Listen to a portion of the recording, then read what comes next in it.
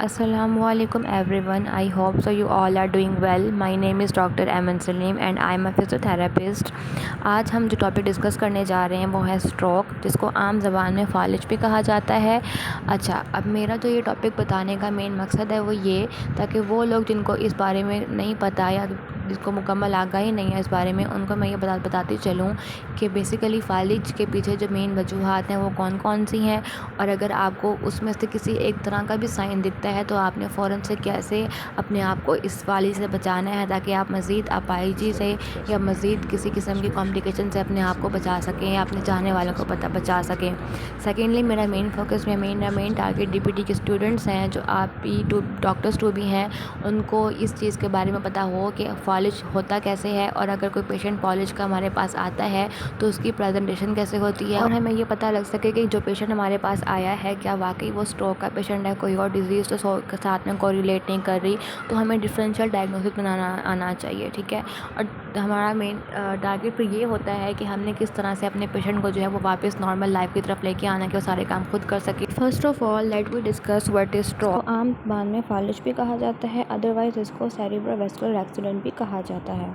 इसमें होता क्या है कि हमारे ब्रेन के सेल्स टिश्यूज़ जो हैं, अगर उनको ब्लड सप्लाई नहीं मिलती किसी भी रीज़न से, तो उनकी स्पॉन्टेनियस जो है वो डैमेज भी हो सकता है, और अगर इस डैमेज को कंट्रोल ना किया गया तो ये मज़ीद फर्दर कॉम्प्लिकेशन भी कॉज कर सकते हैं।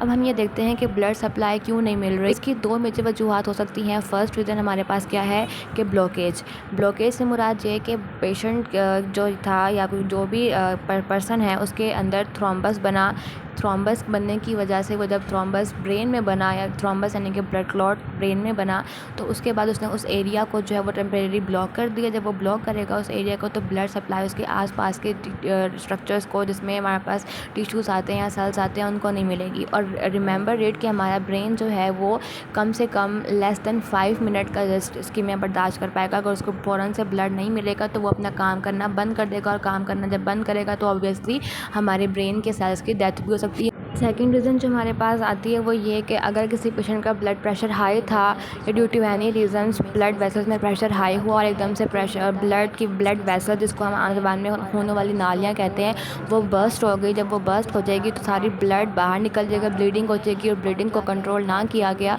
तो हमारे ब्लड की रिक्वायरमेंट जो ब्रेन को चाहिए वो फुलफ़िल नहीं होगी। तो उसका रिज़ल्ट क्या होगा कि ब्रेन के सेल और ब्रेन के टिश्यूज़ वगैरह जो हैं वो इसमें ख़तरे में होंगे, वो डैमेज भी हो सकते हैं, और उसकी वजह से स्ट्रोक भी हो सकता है। अब हम देखते हैं कि हमारे पास स्ट्रोक की टाइप्स कौन कौन सी हैं। इसकी हमारे पास 3 टाइप्स हैं। नंबर 1 हमारे पास आती है ischaemic, second haemorrhage, and third one transient ischaemic attack. सबसे पहले हम डिस्कस करते हैं इस्केमिक को। इस्केमिक में हमारे पास क्या होता है, इस्केमिक वर्ड नेम से शो कर रहा है इस्कीमिया से मुराद है कि ब्लड सप्लाई ब्लॉक होने की वजह से या फुलफ़िल ना होने की वजह से टिश्यू का डेथ हो जाना, उसके लिए एक टर्म यूज़ करते हैं इस्कीमिया, ठीक है। तो ऑब्वियसली क्या होगा कि ब्लॉकेज होगी तो टिश्यूज़ को या सेल्स वगैरह को जब ब्लड नहीं मिलेगा तो उनकी डेथ हो जाएगी, और फिर हमारा ब्रेन जो है वो फ़ौरन से इस्केमिक स्टेट में चला जाएगा। मैंने पहले भी आप लोगों को जैसे बताया कि हमारा ब्रेन जो है वो लेस दैन 5 मिनट का इस्कीमिया बर्दाश्त कर सकता है। उसके बाद उसके लिए जो है वो बहुत डेंजरस है, ख़तरा है कि वो एक्टिव हो या अपने प्रॉपर फंक्शनिंग कर सके। लेकिन नेक्स्ट हमारे पास क्या होता है कि जब हमारे पास ऑब्वियसली ब्लड क्लॉट बना या थ्रोम्बस बना, उसने ब्लड का रास्ता रोका या ब्लड सप्लाई जो है वो स्लो डाउन हो गई, जिसकी वजह से ब्लड डिमांड फुलफ़िल नहीं हो रही, आसपास के एरियाज़ को ब्लड नहीं मिल रहा, तो फिर ब्रेन हमारा जो है वो इस्केमिक कंडीशन में चला जाएगा और उसके बाद स्ट्रोक हो जाएगा। सेकंड हम डिस्कस करते हैं हेमरेजिक स्ट्रोक को। हेमरेजिक स्ट्रोक में क्या होता है कि ब्लड वेसल्स के अंदर प्रेशर ज़्यादा होता है, जिसकी वजह से जो ब्लड वेसल्स हैं वो रप्चर हो जाती हैं, बर्स्ट हो जाती हैं, फट जाती हैं, और ब्लीडिंग होती है। और ब्लीडिंग जब कंट्रोल ना की गई तो फिर हमारे ब्रेन को या जो सेल्स वगैरह हैं उनको प्रॉपर ब्लड नहीं मिलेगा, तो फिर उनकी जो है आगे स्ट्रोक जो है उसकी वजह से हो जाता है। फिर थर्ड आता है ट्रांजिएंट इस्केमिक अटैक। अच्छा, जो थर्ड स्टेट है ना, ये थोड़ा कोरिलेट करती है हमारे पास फर्स्ट स्टेट इस्केमिक स्टेट के साथ, इस्केमिक स्ट्रोक के साथ। फ़र्क क्या आता है कि यहाँ भी ब्लॉकेज है, वहाँ भी ब्लॉकेज है, बट डिफरेंस क्या आता है वो ये कि यहाँ पे टेम्प्रेरी ब्लॉकेज है कि विदिन 24 आवर ये ब्लॉकेज खुद ब खुद सेटल हो जाएगी, ब्लड को रास्ता मिल जाएगा, सारी रिक्वायरमेंट पूरी हो जाएगी, ब्लड ब्रेन के जो सेल्स हैं और जो वेसल्स वगैरह हैं, टिश्यूज़ वगैरह हैं, उन सबको प्रॉपर ब्लड मिलेगा, तो वो वापस नॉर्मल फंक्शनिंग की तरफ आ जाएंगी। पर इस कंडीशन के अंदर पेशेंट को अंडर सुपरविजन रखना है, क्योंकि चांस है कि दोबारा से स्ट्रोक हो सकता है, ठीक है।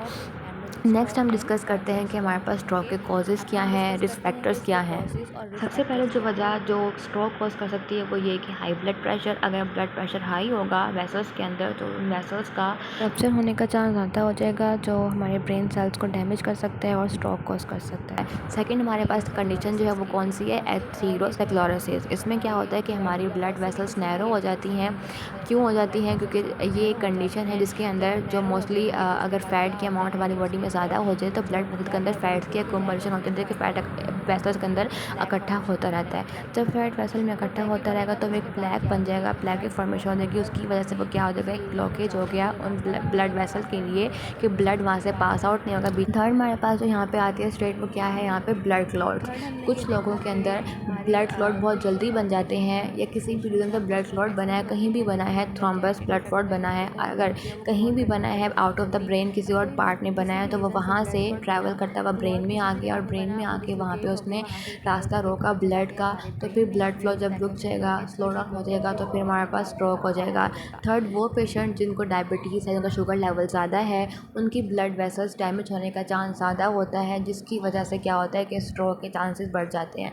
Third, similar with the smoking patient, वो लोग जो स्मोकिंग करते हैं उनके अंदर भी ब्लड वेसल डैमेज होने का चांस बहुत ज़्यादा होता है और उसकी वजह से क्या हो जाएगा, स्ट्रोक हो जाएगा। और हाँ, अगर आपकी फैमिली में किसी को भी स्ट्रोक हुआ था तो चांसेस हैं कि वो आपको भी हो सकता है, तो फैमिली हिस्ट्री बहुत मैटर करती है इसके अंदर। थर्ड, हम बात करते हैं इसके साइन एंड सिम्टम की, वो साइंस जो आप लोगों को आइडिया होना बहुत ज़रूरी है, ताकि किसी को भी अगर इसमें से कोई भी साइन हो या कोई भी साइन देखें तो फ़ौरन से आपके माइंड में ये इंडिकेशन हो कि इसको स्ट्रोक तो नहीं है, ताकि फटाफट उसकी आप हेल्प कर सकें। अब इसको साइन को याद करने के लिए आपको एक टर्म याद करनी है, बी फास्ट, ठीक है। और फर्स्ट ऑफ ऑल मैं आपको एक इंपॉर्टेंट पॉइंट बताऊं यहाँ पे कि जो स्ट्रोक फालिज के सिम्टम है, जो भी साइन है, वो पूरी बॉडी में नहीं होते, बॉडी की एक साइड पे होते हैं। तो आपने ये देखना है कि क्या पेशेंट का बैलेंस कायम है, कि वो प्रॉपर वॉक कर पा रहा है, उसको बैलेंस के इशू तो नहीं हो रहे, वो गिरता फिर रहा है, या उसको गनूदगी या उसको नमनेस, टायर्डनेस, वीकनेस तो नहीं हो रही, ये देखना है। सेकंड, हमने यहाँ पे देखना है उसकी आइज़ में क्या देखना है कि उसकी विजन प्रॉपर ठीक है, ब्लड विजन तो नहीं है, धुंधलापन तो नहीं दिख रहा किसी एक आँख में या दोनों आँख में। और फिर हम बात करते हैं एफ़ यानी कि फेस की। उसके फेस में ये देखना है कि उसकी किसी एक साइड के ऊपर फेस जो है वो वीकनेस, उसमें नमनेस या वीकनेस तो नहीं हो रही, या अगर वो कुछ लिक्विड इनटेक कर रहा है या कुछ खा पी रहा है तो वो एक साइड से या लिप के एक कॉर्नर से गिर तो नहीं रहा, ड्रोल आउट तो नहीं हो रहा, आपने ये भी देखना है। थर्ड, फिर हमने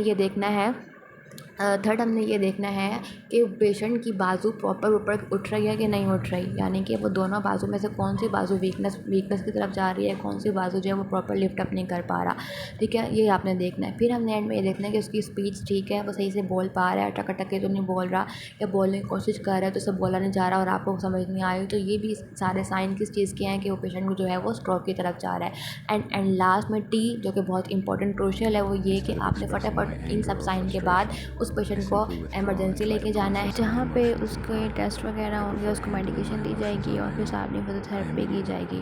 बट रिमेंबर इट कि आपको स्ट्रोक के पेशेंट्स जो हैं उनकी जितनी जल्दी हो सके फिजियोथेरेपी स्टार्ट करवाएं, अदरवाइज़ उनके लिए रिकवर करना बहुत मुश्किल हो जाएगा और उनकी डिपेंडेंसी बढ़ जाएगी। बट बाकी हम नेक्स्ट वीडियो में डिस्कस करेंगे इसके पार्ट 2 में कि पेशेंट जो आता है स्ट्रोक का, उसकी क्लिनिकल प्रेजेंटेशन क्या होता है, उसका गेट पैटर्न क्या होता है, और फिर बाकी उसमें ट्रीटमेंट प्लान क्या है, वो सब हम नेक्स्ट वीडियो में डिस्कस करेंगे।